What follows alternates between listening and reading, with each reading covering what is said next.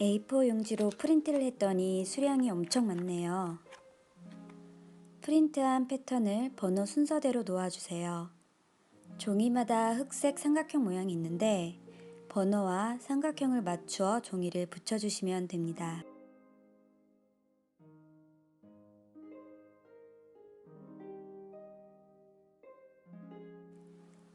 종이를 다 붙이고 나면 필요한 패턴이 크게 보이죠?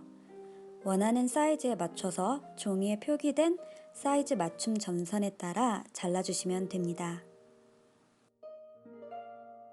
블라우스에 필요한 패턴이 준비되었습니다. 소매는 디자인을 바꿔서 퍼프 소매로 할 거라 제가 패턴을 수정했어요. 패턴은 식서 방향에 맞춰서 두면 됩니다. 패턴 놓는 방법은 설명서에도 나와 있습니다.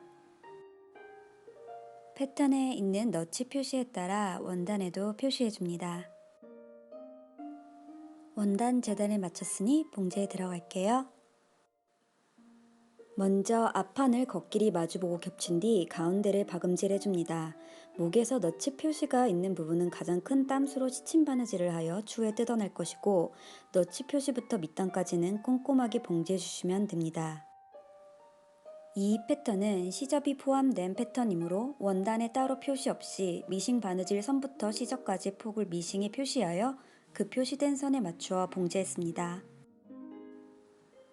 앞판 중심 봉제 후 다리미로 가름소를 나눠주고 이전에 앞판 중심에 해둔 시침 바느질을 뜯었습니다. 앞판 중심 부분 위로 스티치를 해주었습니다. 앞판 겉면과 소매 겉면을 마주보게 하여 암홀 부분을 봉제합니다.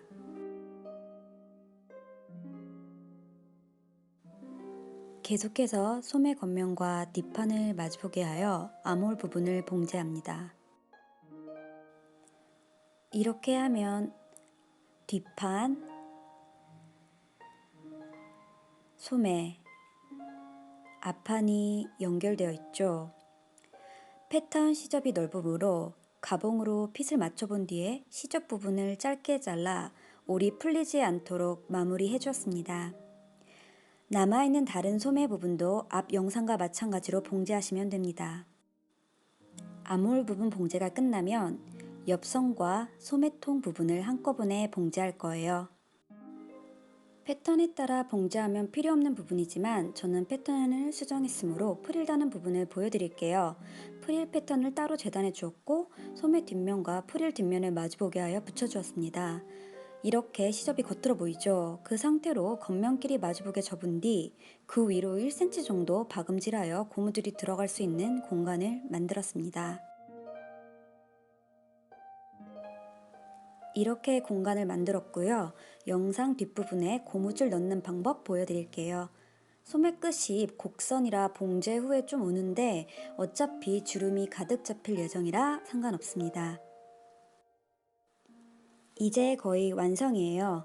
블라우스 밑단과 소매 끝 시접을 깔끔하게 마무리합니다. 목 부분은 반인치 접어서 박아주고 그대로 다시 2인치 접어내려 박아준 뒤에 2인치 폭 중간을 박아줄 거예요. 목 부분 봉제 후 모양입니다. 이렇게 하면 터널이 2개 생기는데 밑에 터널에 리본끈을 넣어줄 거예요.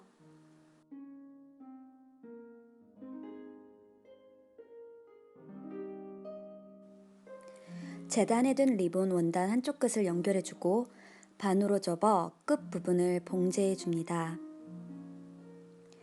긴 막대기 등을 이용해 원단을 뒤집어주고 양끝 구멍을 봉제하여 막아주면 리본이 완성됩니다.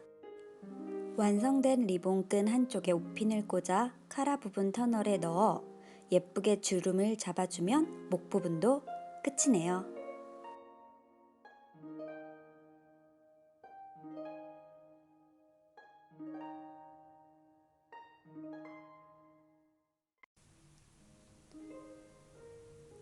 네, 이제 소매 부분에 고무줄만 넣으면 모든 게 완성인데요. 제가 이렇게 옆선이랑 소매랑 한꺼번에 박는다 그랬잖아요. 그걸 생각을 못하고 보니까 만든 터널이 이렇게 막혀 있습니다. 그래서 저는 전문가가 아니니까 그냥 좀 약간 비전문적으로 페이크를 쓰려고 해요. 먼저 여기를 뜯어줄 거고요. 뜯어주면 창구멍이 나잖아요. 그걸 통해서 준비해둔 고무줄을 넣은 다음에 미싱으로 여기를 고정시키고 다시 창구멍을 막아주는 방법으로 할 거거든요. 과정을 보여드리겠습니다.